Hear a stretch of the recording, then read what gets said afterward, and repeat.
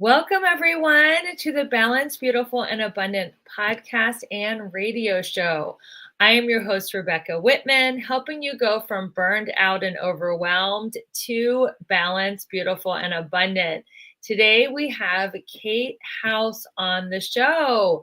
Welcome to the show, Kate. Oh, thank you so much. I am so glad to be here with you all. I'm so happy you're here. Let me tell my audience about your amazing background. So, Kate is a behavior change specialist, and she is an empowerment coach dedicated to helping high achieving women who struggle with finding time for themselves. She is an inspiring voice behind the Top 2% podcast, an amazing show that I just had an honor to be a guest on called Live by Design. And she is an incredible host. I can see why your podcast is so successful. Her mission is to empower women to break free from overwhelm and to live their life with clarity and confidence. Through her signature Live by Design blueprint, she helps her clients set goals, cultivate healthy habits, and embrace self-care. So, Kate, often I hear that people teach what they had to learn themselves, and I'm just curious, what is your story? How did you get to be such an expert in the art of overcoming overwhelm and being, prioritizing self-care? Yes. Oh my gosh. Well, you're absolutely right. About 10 years ago, I like to kind of jokingly say that I had a quarter life crisis, but I turned 25 and I was very punctual. Right at 25, I had a quarter life crisis. Up until that point, was the oldest child in my family. So I was a classic overachiever, straight A student, Phi Beta Kappa in college. I was really good at ticking all the boxes that were expected of me. But I didn't really know how to stop and pause and ask myself, is this what I really want? Right? I just did what was expected and I was really good at it. But then I got to 25 and I was working a 9 to 5 with incredible colleagues, amazing people I'm still friends with to this day, but it just wasn't my calling. It just wasn't the thing I wanted to spend the majority of my time doing. And I felt like I was at this crossroads of I was burnt out, and I felt like I either saw my future just staying the exact way that it was, doing that same thing every day for the next 30 years, or if I wanted to go a different way, it felt like that was the time to do it. And so I had this quarter life crisis. I remember sitting on my hand-me-down leather sofa in our Chicagoland apartment and just crying. And my husband was rubbing my back. And I remember him just saying, I wish I could make it better for you. And we don't all get a light bulb moment, right? Like we don't all get that like, huh. But I did. The light bulb turned on and I realized two things in that moment. I realized nothing changes if nothing changes. And I realized what I'm not changing, I'm choosing. And in that moment, I was like, okay, I have to do something different. I have to find I out. love that. I've got to write that down. What Yeah. I'm changing, I'm choosing. Yes. Ooh. Right? And that was the kick in the pants I needed to just get off my booty and to do it scared, to figure out the next right step. And for me, that's what this whole journey, the last 10 years of self-discovery and personal growth and bettering myself just so I can be the person I want to be for myself and for the people that I love, has just been a series of what is the next right step. I think a lot of times we're taught like, what's your 10-year plan? And that's great. I love a big vision, but then we get frozen in inaction, right? Because the dream seems too big, or we don't know where to start, or we get imposter syndrome, whatever it is, analysis paralysis, and we don't start. So for me, it's all about what is the next right step and just trusting yourself to take that next step. So, what were some of the big turning points? Because you've been on this path of personal growth and discovery for 10 years, and you're a Mm-hmm. successful coach and podcaster. What were some of your like books, podcasts, coaches, seminars that were big turning points to catapult you to success so fast? Oh, I love this question. I think for me, the biggest thing has been choosing one new thing to learn and choosing one person to learn it from. Because I'm an ADHD adult, I want to learn all the things all at once. And I'm a recovering overachiever, right? So I want it all done yesterday. So for me, It's been about choosing one thing in the year to focus on and choosing that one person to learn it from. And so, for example, like when I started hosting virtual summits, I enrolled in a program by Krista Miller, I believe her name is. It's called Summit in a Box. And I was like, well, I don't need to reinvent the wheel here. I am going to find somebody who knows how to do this well and learn from them, right? Amelia Travis was my business coach for a long time, right? So when I felt like when I started to transition my podcast from like a passion project into part of my business, I was like, I don't know how to do that. So let me go find somebody who knows how to do this and get to learn from them. And so I think every time I invested in myself, it was a commitment to continue showing up, to do the work, to do what I say I'm going to do, right? To hold myself accountable, but to get to learn from other people and other women who have paved the way for me, right? Who are 3 or 4 steps ahead of me so that I get to learn from them. And, I still make a lot of my own mistakes and I get to learn through experience. But I think just investing in myself has given me a lot of confidence, which I wouldn't have had without believing in myself enough to invest in myself, if that makes sense. I totally get it. And I know you teach a lot about the comfort zone and Mhm. how important it is to get outside your comfort zone. And if somebody's listening and they're like, well, Rebecca, I don't have any money to invest in myself, so how can I follow Kate's advice? What would you tell that person? Oh, I would say, friend, there are so many amazing resources out there. First of all, this is coming from my 93-year-old grandma. The library is an incredible place to learn, and it is free. I have a library card. My little kids have library cards. We go regularly. I love reading. I love books. I love that you're an author, right? And so going to the library, you can get resources there. You don't have to Amazon it, right? You can go to the library, get the book out for free, and take your time digesting it.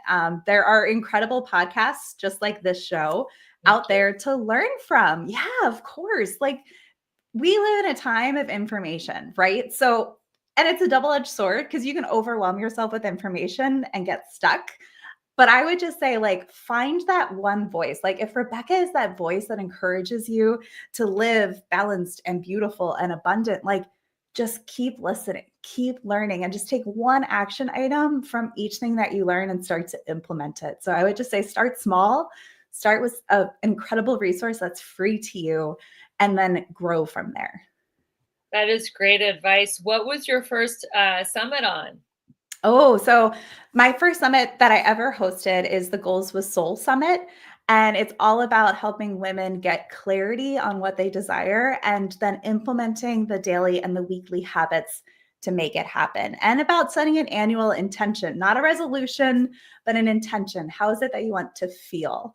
But in classic Kate fashion, I hosted my first summit. I'd never even been in a summit, but I just knew it was the next right step for me. And so I enrolled in this program, and it was a little bit like building an airplane that's already in flight. But after the first one, I learned so much and I was able to impact hundreds of women. And since then, they've just continued to grow. I think we're in our 3rd or 4th year of summits now, and they're so much fun. One of my favorite things that I get to do. So, since your first summit was Goals with Soul, what is your goal setting process that you teach your clients? Absolutely. I love this question. Thank you, Rebecca. So I like to start, I think of it as having 3 tiers. I'm a very visual learner. I was a fine arts major in college. So the top tier is about setting this annual intention. So you might be listening to this in January. That's great. But if you're listening to an archive and it's a Wednesday in July, this absolutely still applies. So don't wait for the first of the year or the first of the month. Start today. And I just want people to think about, how do I want to feel as I move through this year over the next 12 months? How do I want to feel as I move through the year and as I end the year, right? And sometimes for us women who especially have maybe been in a season of burnout or overwhelm, we're like, Rebecca, Kate, I don't know what I want, but I can tell you what I don't want, right? I don't want to feel so tired. I don't want to feel so stressed, so anxious, all over the place, disorganized, whatever it is. Just flip that word, right? So if you don't want to feel tired, maybe your intention is you want to feel energized.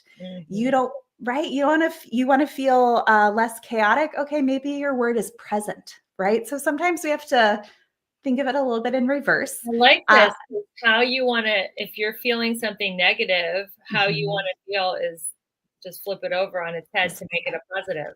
Exactly. Sometimes I think there's this idea that like this word of the year just comes to us in this moment of inspiration. If that happens for you, friend, amazing. I love that for you. But usually for me and my community, we're like, yeah, no, I just don't want to feel this this one way.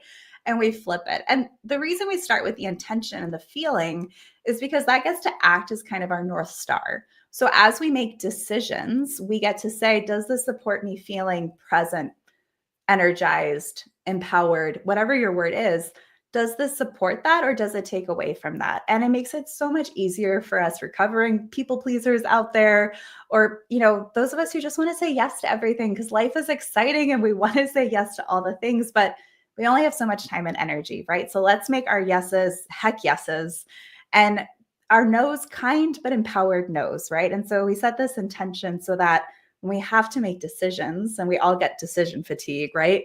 It allows it to be a little bit easier to have that clarity moving forward. So that's the first part. Okay, and what is your word for this year? Oh, well, I've been playing around with it. I'm pretty sure my word is going to be energized. I'm coming out of a season of having long COVID, and I'm Mm, naturally a pretty energetic person, but I've had to learn how to rest, which has been probably going to be like a whole topic for a book one day yeah. because it's been quite a process. So I think this year my word is energized, but kind of coupling that with those seasons of being quieter and giving myself permission to rest and take things at a slower pace in order to fuel that energy. So that's my word this year. Do you have one for this year? I do. I have two, bold and bossy. Because Oh, I love that. I'm a recovering people pleaser, and I, just like you just said, say yes to too many things, and then I get exhausted, burned, and drained. So I am just saying no. And also, I have a team now, and I get to be more direct about asking for what I want. So Yeah. you and I are just so alike, Kate. It's amazing. We teach similar things, and we are, growing in a similar way. So I'm so glad that we connected today. Yes. What was the rest of your goal setting process? You said there Yes. were 3 tiers. Yep, 3 tiers. So we start with that annual intention. Then that informs the second tier, which is what I like to call a goal with soul, right? So this is something I've explored a lot through my summits, through my A podcast, and goal of it, soul. goal with soul, right? Because Right. Goal with right? Because soul. I You love it, right? Yeah, because sometimes, right, we set goals because it's what we think is expected of us, right? And if you're a high achiever, you're probably really good at attaining those goals, but you attain it and you're like, okay, like you're not fired up about it. So to me, a goal with soul, it's four things. Wow. It's Okay. I get now. I hope you guys, if you're on the treadmill or driving, pause this and come back to it and take notes. Do not pull off the highway and like run anybody over because this is getting juicy. I'm someone who loves a good framework. So there's 3 tiers of goals, and then within the second tier, there's 4 aspects of it. yes, So exactly. what So are you're the goal with soul? The 4 aspects. So the four aspects, and we can talk about each individually, but as a overall picture, it is aspirational, it Yeah. is attainable, it's meaningful, and it's seasonally appropriate. Wow. I am going to pause you right here. We are going to cut to a commercial break. And when we come back, you guys don't go anywhere because Kate is going to finish breaking down the 3 tiers of goal setting. She's going to expand more on the 4 things that we just discussed, which is setting a goal with soul. And this is just the perfect thing for you guys to hear in the beginning of the year or anytime, because we don't want to set goals and just like, okay, yeah, whatever, now what? We want to make them attainable, fun, celebrate them. So come back in 2 minutes so Kate will break down how to set a goal with soul. Welcome back, everyone. You are listening to the Balanced, Beautiful, and Abundant show with Rebecca Whitman. We're taking you from burned out and overwhelmed to balanced, beautiful, and abundant. And today we have Kate House. She's a speaker and a coach, and she is teaching us how to set a goal with soul. Go ahead, Kate. Yes, thank you so much, Rebecca. I'm so glad to be here with everybody. Yes, so I like to say that a goal with soul is four things. And the first is that it's aspirational. So when I say this, I mean future Rebecca, future Kate, future listener. You got this. You're like, yep, this is in my wheelhouse. This is in my comfort zone. This is something like that person can absolutely do. Current you, maybe it's just outside your comfort zone, right? James Clear tells us in Atomic Habits to work on things that are 4% outside of our comfort zone. So I'm not saying this is wildly outside of your comfort zone. It's just enough to give you some butterflies maybe, or like make you a little bit sweaty. Butterflies are fun. Right? They're good. They're great. It means you're doing something that feels important to you, right? So it's a goal that is aspirational. Future you's got this. Current you's like, oh, I gotta get a little bit of gumption to do it, but she can totally take action on it. The second part of a goal with soul, and these might seem like they're opposites, but I actually think they pair really well together, is that it's attainable. So if you show up consistently, you can attain this goal. And we do this because we want to create something called success momentum. And that's basically just getting wins and feeling the success that comes with it. And that encourages you to keep going. So a goal with soul doesn't have to be this huge, ginormous goal. If I had started off in my podcasting journey of saying I wanted a top 2% podcast within, I don't know, 6 months or something, I would have stopped because it took me 4 years to get there, right? Or 3 years to get there. Instead, my first goal with Soul with my podcast was just to create a podcast and to do it consistently, right? And so that was the attainable piece for me, and that goal with Soul. So it's aspirational. Future you can do this. Current you is a little excited, nervous, and it's attainable. If you show up consistently over the next 6 months, over the next 12 months, you can achieve this goal. And sometimes you can have multiple goals with soul that stack on each other. So it's aspirational, it's attainable. The next one is it's meaningful. And this is where, right, a lot of us get stuck here because, you know, for us high achievers, for us recovering people pleasers, right, we were really good at doing the things that were expected of us. But maybe we didn't feel personally tied to it. So I like to say it's kind of cheesy, but you can't spell meaningful without the word me. So this just has to be important to you. You don't need to justify it to your best friend, your partner, your parents, your siblings, your kids, whomever. It just has to be important to you. So if your goal with soul is you want to carve out time for yourself and you want to do something creative, amazing, right? Your goal with soul doesn't have to be this big shiny thing that other people look at and give you accolades for. It can just be something that's important to your heart. And on that note, if you have negative Nancy's in your life, don't share your goal with soul with them. They're probably going to bring you down because you're challenging their beliefs about themselves in pursuing something that's important to you. So if there's somebody that you know, if I tell that person that I'm pursuing this thing, they're just going to tear me down. Just don't tell them. That's okay. You don't have to tell everybody. Tell the people that are going to build you up. Exactly. So or just right? walk away. If you have somebody who's always tearing you down, like why even be friends with them? Right, exactly. Get that energy vampire out of here. Walk away. Exactly. So, what is the fourth step? And then our final piece of a goal with soul is that it's seasonally appropriate. Now, I don't necessarily mean like it's January, so this is like a goal you do in the winter. I mean, what season of life are you in? Are you going through a big transition? Do you have a newborn? Are you caring for an ailing parent? Are you working full-time and going to school, right? Think about the season of life you're in, or maybe you're an empty nester and now you have more time than you've had in the past, or you're feeling better after a chronic illness, right? That you're getting through, whatever it is. Let's just be really real with ourselves about what season of life we're in. Because if anyone listening is anything like me, it's like, I want to do all the things all at once. And then I have to take a beat and be like, okay, but what is my energy like in this season? Right now, both my boys for the first time ever are in school full time. And so this is the year that I'm writing my book. And that's my goal with Soul. And my goal with Soul isn't have a New York Times bestseller. That'd be great. But the goal right now, the goal with Soul is my first draft. And so that's what I mean when I say you can have these smaller goals with Soul that stack on each other, right? So my goal with Soul right now is write the first draft.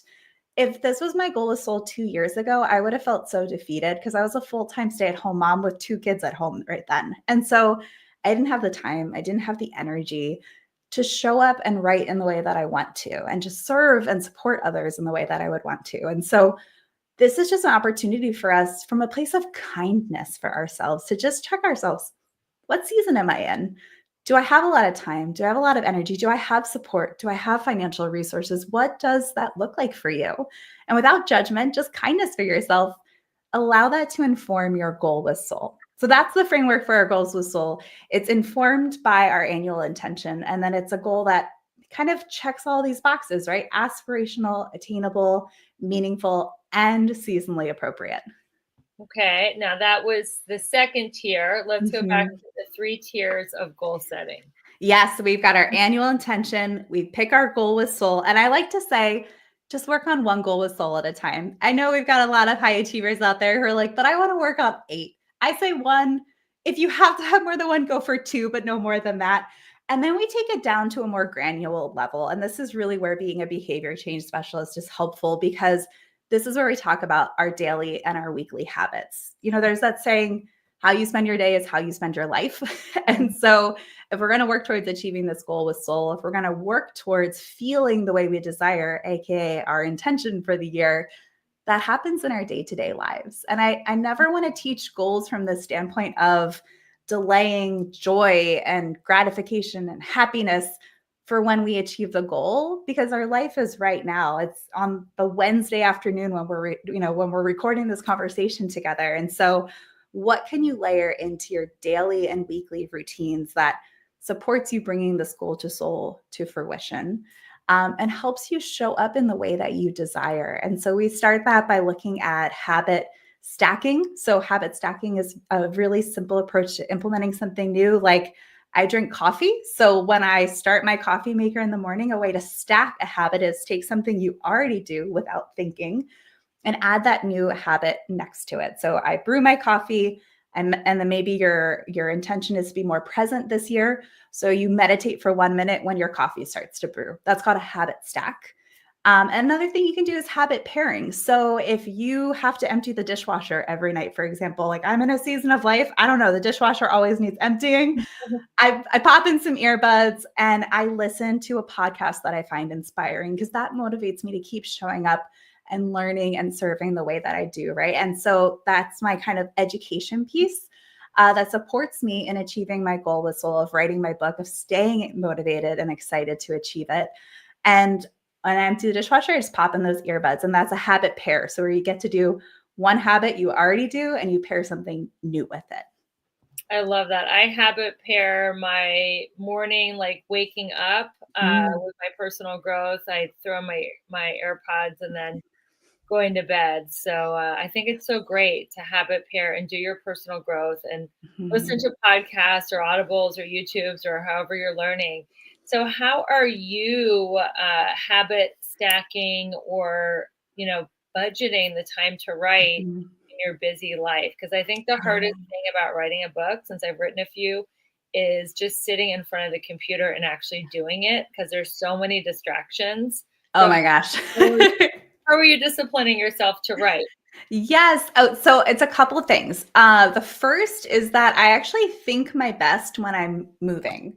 And so you can't see it, it's off screen, but I have one of those walking pads, which were like all the rage in 2013, 24, or 2023, 2024. Like a little treadmill. Like a little treadmill that I put under my sit stand desk. I'm standing right now. I'm not Are walking you right walking now. right now? No, I'm just standing right now. But so I find actually when I write, I actually walk on my walking pad, but I'm not typing my book. I've learned that because I've been a podcaster for so long and I love to talk, it's actually easier for me to voice dictate my words and then massage those into more of a readable format. So I literally just set up my walking pad.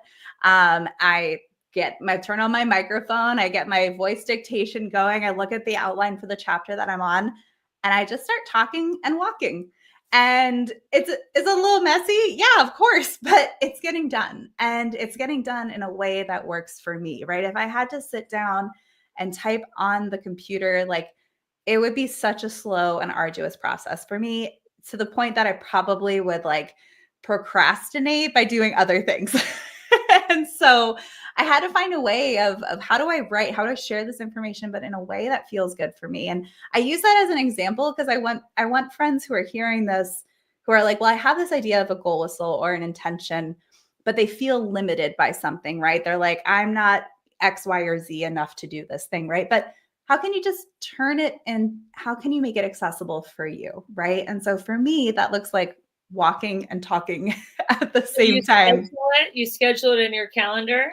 Yes, I do. So I do morning drop off for my boys. I drive them to school. We do our little, affirmations for the day, all that stuff.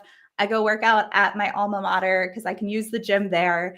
And then I come home. I'm still in workout gear at that point. I put on real clothes for you guys, but at that point, I'm still in my workout gear. I think my best and I write/talk my best in the morning. So I get movement in first, like an actual workout. And then I get here, I put on the walking pad, and that's like go time for me. Like if I let myself do other things, then I'll get distracted. I'll, X, Y, or Z. And then before I know it, I'm like 4 loads of laundry deep and I haven't written anything, right? So for me, the cue action reward of the habit loop is I come home from the gym. Is the cue is coming in through my garage door. The action is I set up my walking pad and I start it because once you're on it, you're on it.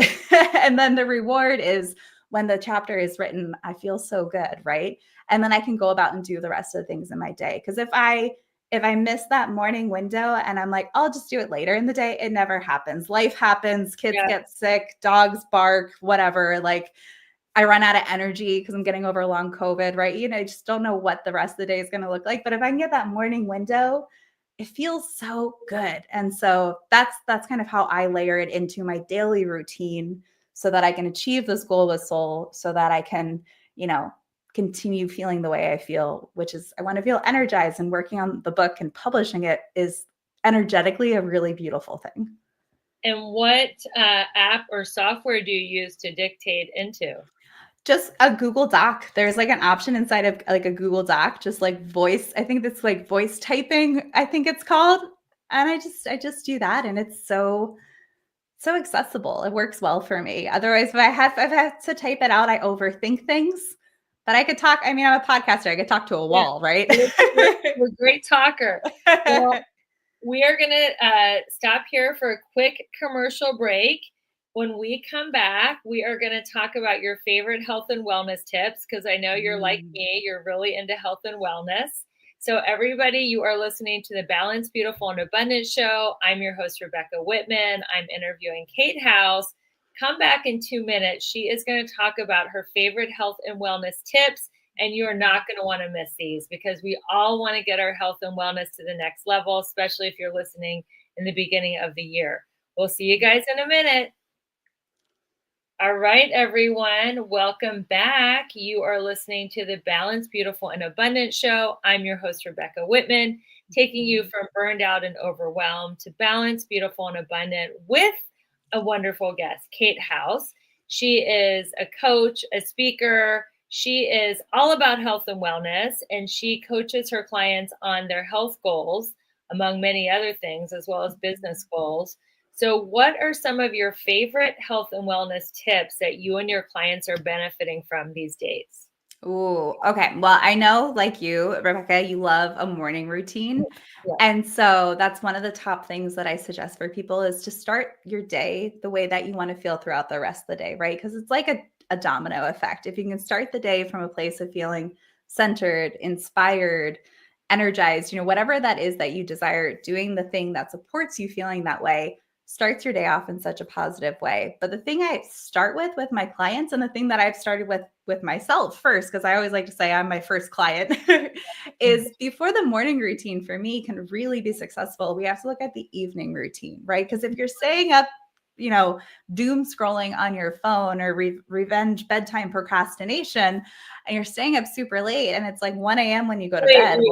What? Revenge bedtime procrastination? I've heard of doom scrolling, but enlighten me. Oh, okay. So revenge bedtime procrastination, I learned about from my friend Monica Packer from About Progress. She has a podcast.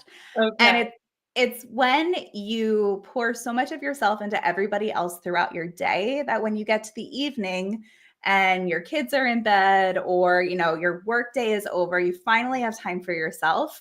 You're like, well, I need some me time. And I just want to pour into myself a little bit. And so you stay up really late to your own detriment the next day to try to get that time for yourself. And maybe you're doing something really wonderful with that time, like a passion project or something creative, or you're reading, but sometimes it's like just staying up really late Netflix binging because you're just like, I just want some time for myself.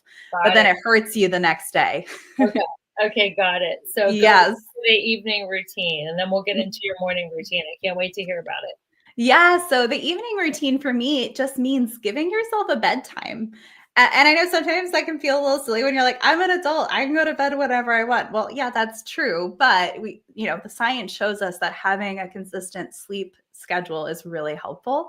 And I need a lot of sleep. I get like 8 to 9 hours of sleep a night. So I go to bed before 9 p.m. most nights. And for me, the bedtime routine starts about an hour before actually going to sleep, which looks like taking a nice warm shower, putting on my pajamas, brushing my teeth, right? All those little things. It looks like not being on a screen and reading a book. I love to read romantic fantasy. These books are just for pure enjoyment, but I'll just in bed and read a book and let my monkey chatter of my mind just kind of mellow out, start to get into that good kind of sleep space.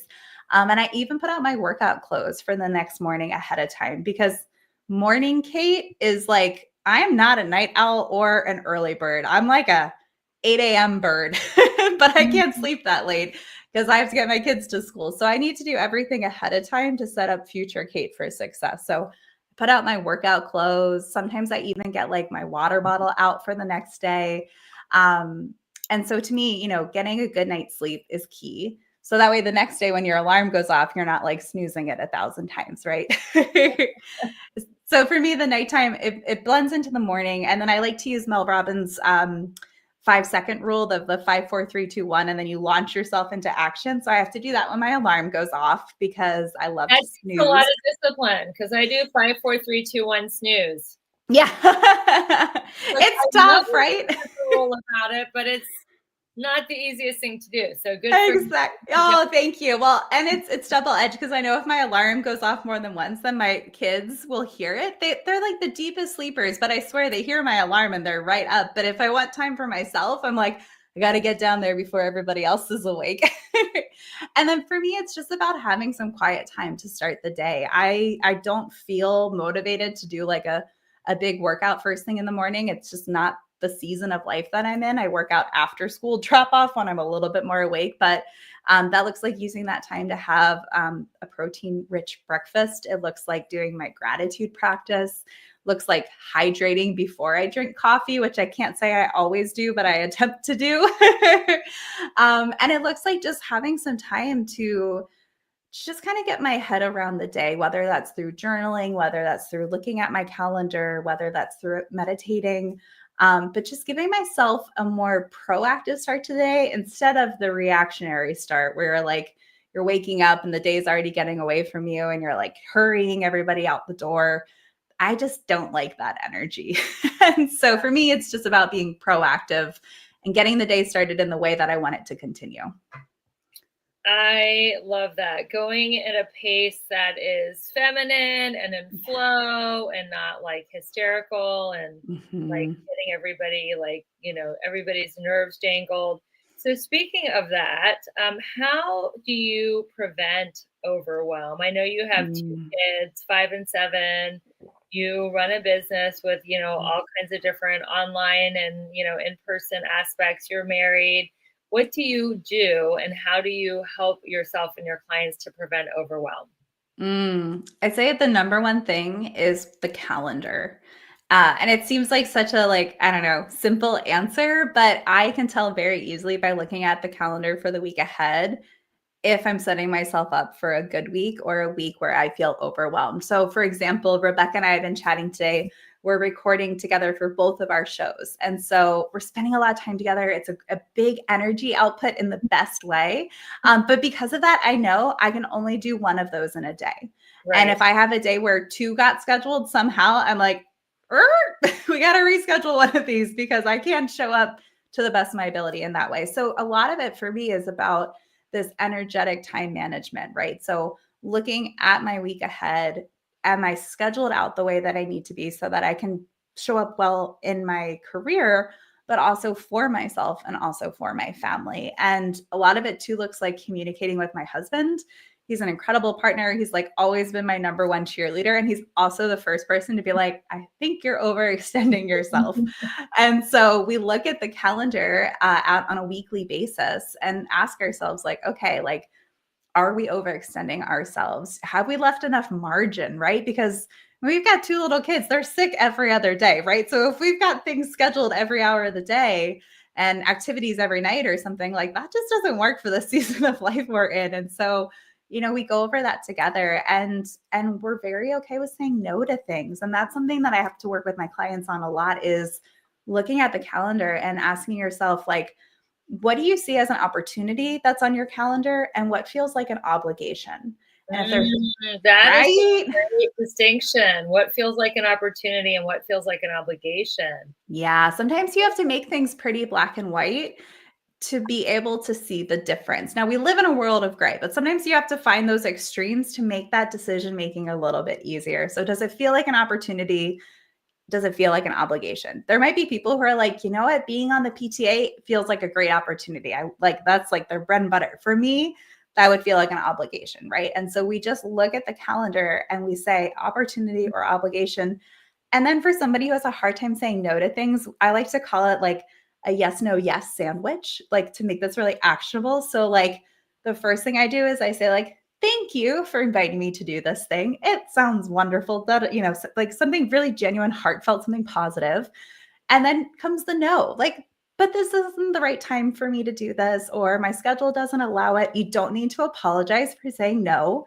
Just say no in a kind but empowered way. And then end it with something positive. Like, no, I can't do this, but I think this person might be a great fit. And like, make sure you check with that person first so they're okay with that. But, end it in a positive way. Like, oh, I'm sure this will have an incredible impact. Or please consider me for a future year when my schedule allows, right? Like, it can be anything you want, but just empower yourself to protect your time and to protect your energy. And I find that to be so helpful in so many areas of life. A yes, no sandwich. That is Yeah. good.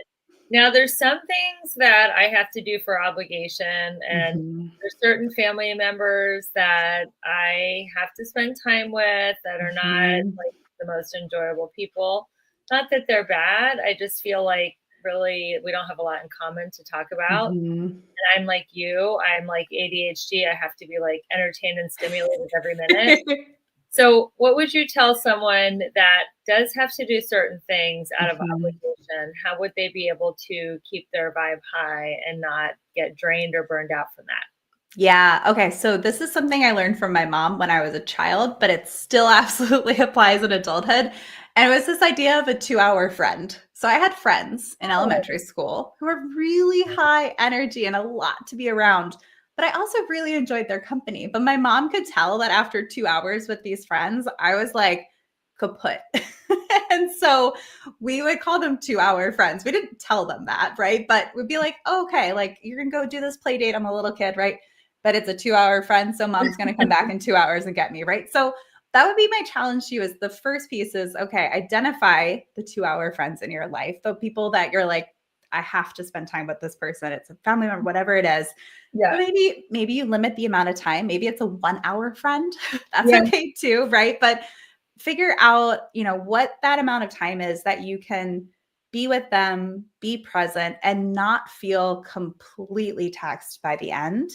And then Mhm. I would say to either before or after, depending on which resonates best for you, schedule something on your calendar the way you would a meeting that is replenishing for you. So if going for a walk in nature makes you feel centered, makes you feel refreshed, like maybe you go spend time with this 2-hour friend and then you schedule on your calendar a meeting with yourself to go for a walk, right?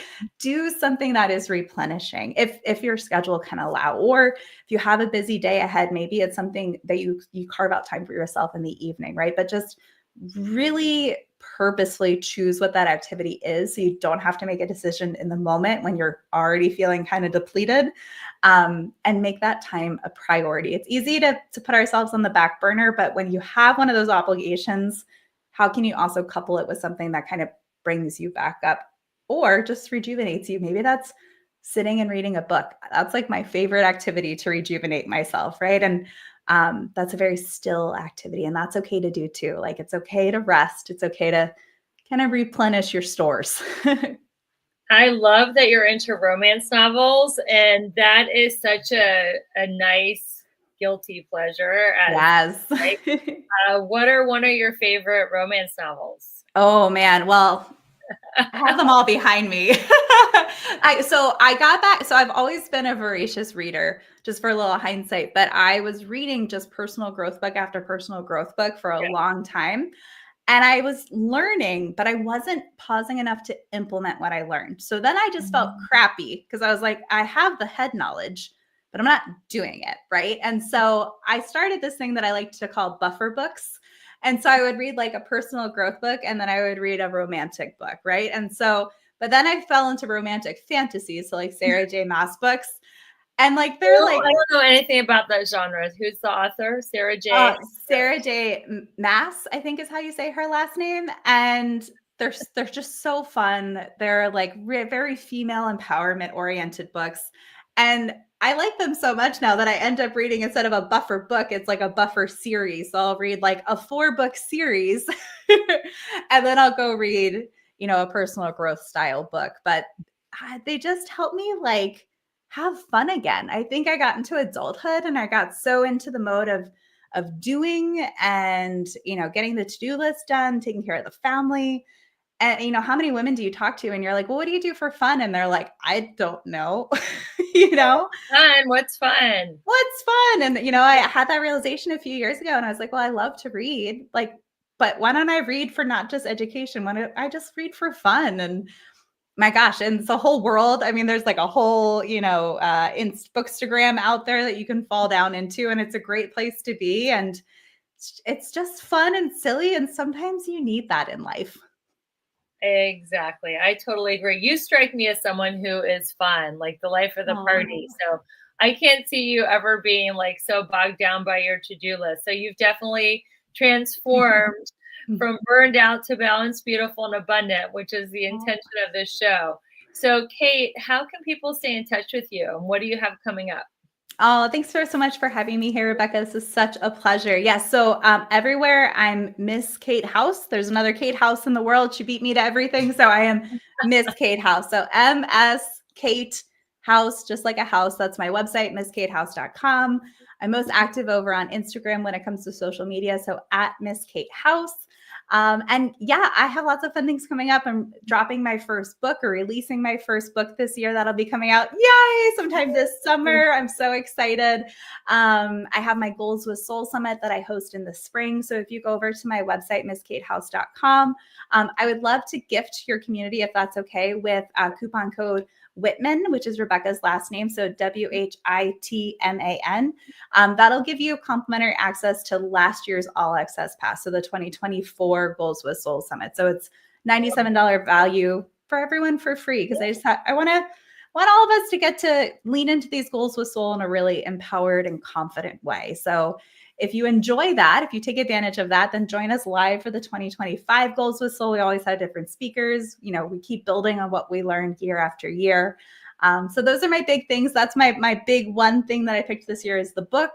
And then continue doing the things that I love, like the summit, like the podcast. Rebecca's a recent guest over on the Live by Design podcast. So if you look that up anywhere you listen to your podcasts, you can come join us in Living by Design and Not by Default together.